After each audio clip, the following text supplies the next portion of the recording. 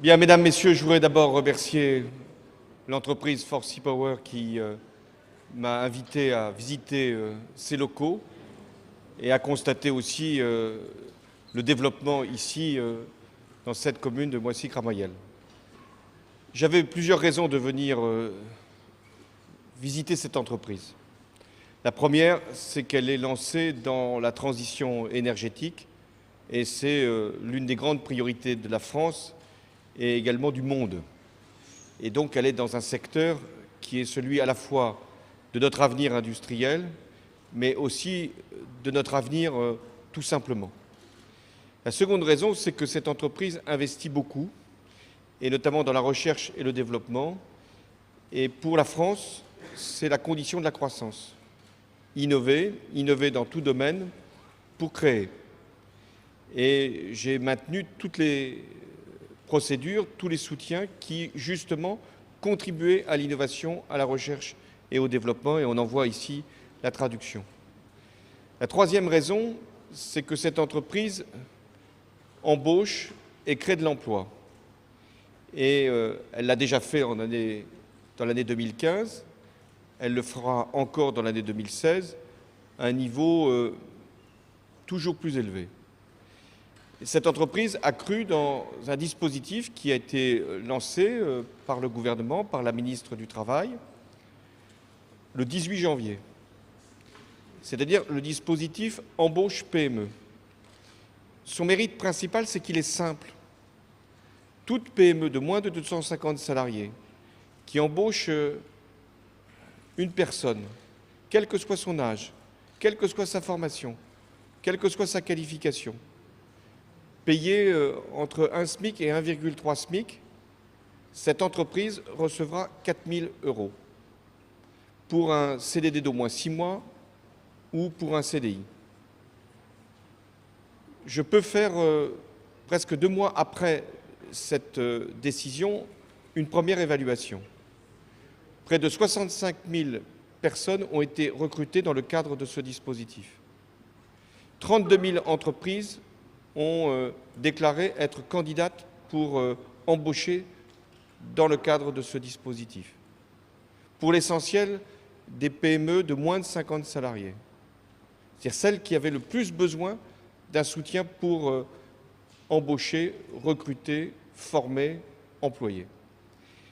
Et je constate aussi que ce dispositif s'accélère également dans sa mise en œuvre, puisqu'il y a plus de 4 000 embauches par jour liées à cette mesure.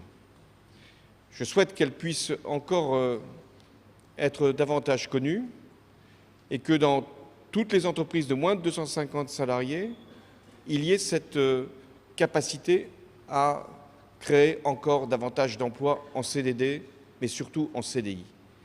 Et je l'ai dit, 70% des embauches dans le cadre de ce dispositif se font en CDI. Le CDI, le contrat à durée indéterminée, ce doit être la voie normale, la voie générale pour rentrer dans l'entreprise.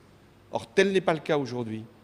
J'ai constaté encore qu'il y avait des jeunes et même des moins jeunes qui attendaient 35 ans pour rentrer dans une entreprise avec un contrat à durée indéterminée.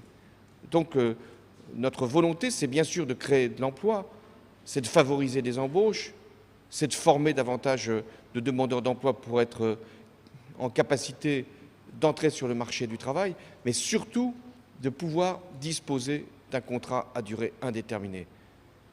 C'est ce que demandent les jeunes, et ils ont raison d'entrer sur le marché du travail plus vite et avec cette stabilité que procure un contrat à durée indéterminée. Depuis plusieurs jours, il y a une concertation qui est ouverte à ma demande par le Premier ministre, par la ministre du Travail, par le ministre de l'Économie, pour que sur la base de ce qui avait été présenté, le projet de loi de Myriam El Khomri, il puisse y avoir une réponse à un certain nombre d'interrogations, des améliorations, mais également des précisions, de façon à ce que le projet de loi, lorsqu'il sera devant le Conseil des ministres, puis demain devant le Parlement, puisse correspondre à cette ambition-là. Qu'est-ce que nous voulons? Nous voulons qu'il y ait plus de négociations collectives dans les entreprises. Ici, il n'y a rien de mieux que ce cadre-là, l'entreprise, pour savoir ce qu'il est possible de faire, comment il est préférable de travailler, avec quel cadre collectif, tout en respectant les principes et la loi, et ce sera dans le cadre de cette réforme très clairement affirmé, puisque tous les principes du droit du travail seront respectés. Mais la négociation pourra s'ouvrir sur ces bases. Le deuxième principe qui fonde ce texte, c'est de pouvoir donner plus de souplesse et plus de sécurité. Souplesse pour les entreprises, oui. Sécurité pour les salariés. Alors, faciliter les embauches en CDI, garantir aussi aux salariés qu'ils pourront accumuler des droits et qu'ils pourront tout au long de leur vie professionnelle se former et se qualifier pour progresser. C'est le compte personnalisé d'activité. Et c'est ce qui sera une des grandes réformes du quinquennat, puisqu'elle a déjà été inscrite et qu'elle va maintenant s'enrichir à travers ce projet de loi. Souplesse, sécurité, négociation, mais également amélioration d'un certain nombre de dispositifs avec les nouvelles technologies qui se développent. Il était très important de donner de nouveaux droits aux salariés.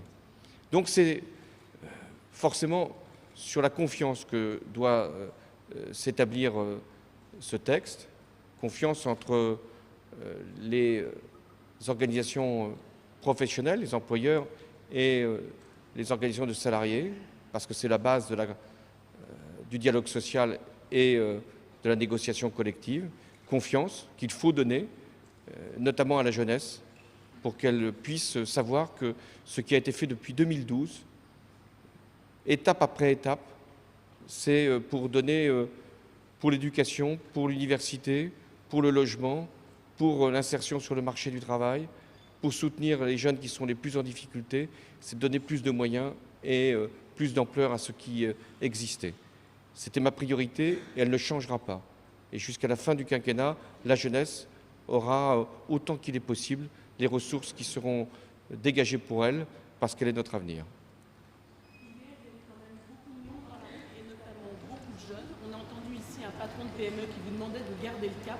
Comment garder cet équilibre entre ceux et certains de vos parlementaires, 15 étaient dans la rue hier, qui vous demandent le retrait de ce projet de loi, et ceux qui vous demandent, les patrons en l'occurrence, de le garder?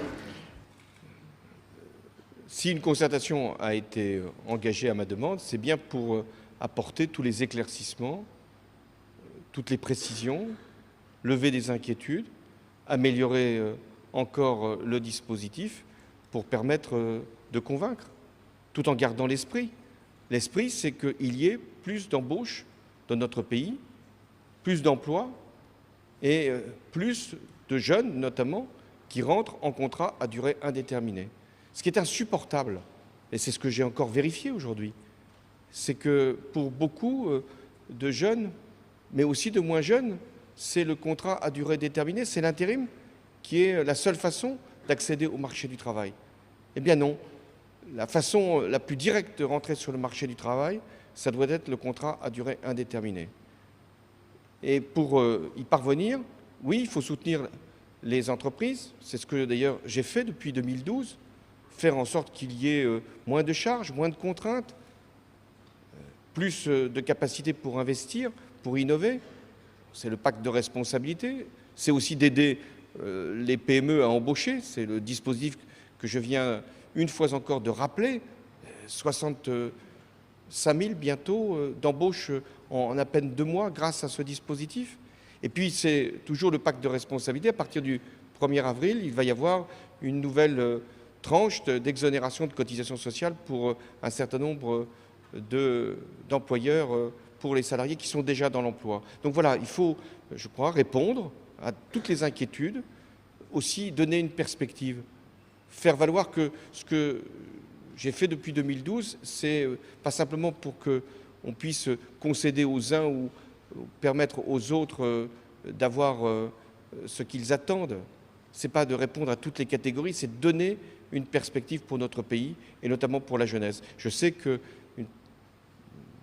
bonne partie de la jeunesse s'interroge sur son avenir. Et je la comprends quand on sait la précarité, la difficulté d'accéder au marché du travail. Et si des réformes ont été engagées, si d'autres vont être menées, c'est pour que la jeunesse puisse avoir un avenir plus clair, plus serein, c'est-à-dire en définitive, plus avoir plus de stabilité, d'autonomie et de liberté.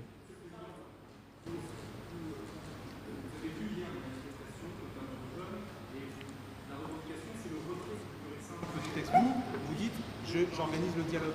Est-ce que vous pouvez aujourd'hui exclure l'idée que le texte puisse être retiré ? Si on prépare un texte, en l'occurrence un projet de loi qui va bientôt être présenté au Conseil des ministres, qui n'est pas encore connu, puisque même si un certain nombre de principes ont été posés, il y a une concertation, il va y avoir des améliorations. Ce texte va être présenté au Conseil des ministres le 24 mars.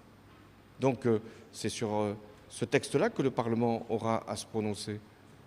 Et l'idée, ce n'est pas de retirer ce qui, d'ailleurs, pour l'instant, n'a pas été encore adopté et n'a pas été encore présenté, n'a pas été encore précisé. Donc la vie, ce n'est pas de se retirer, ni de retirer. La vie, c'est d'avancer. Avancer toujours. Mais avancer en faisant en sorte que nous puissions donner des garanties et aux uns et aux autres, aux entreprises pour embaucher, aux salariés ou aux futurs salariés pour être capables de réussir leur vie.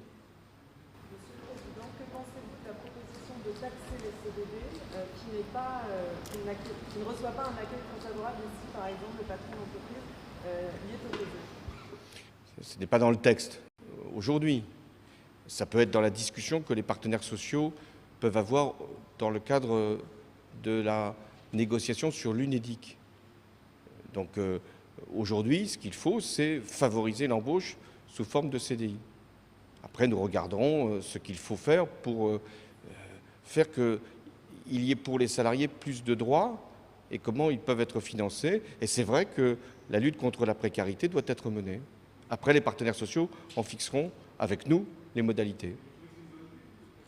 C'est déjà fait. Ça existe déjà. Ça existe déjà. Donc, regardons ce qu'il est possible de faire. Et plus il y aura d'embauches en CDI, mieux ce sera. Et donc, de ce point de vue-là, moins il y aura de recettes d'une taxe sur les CDD. Merci à vous.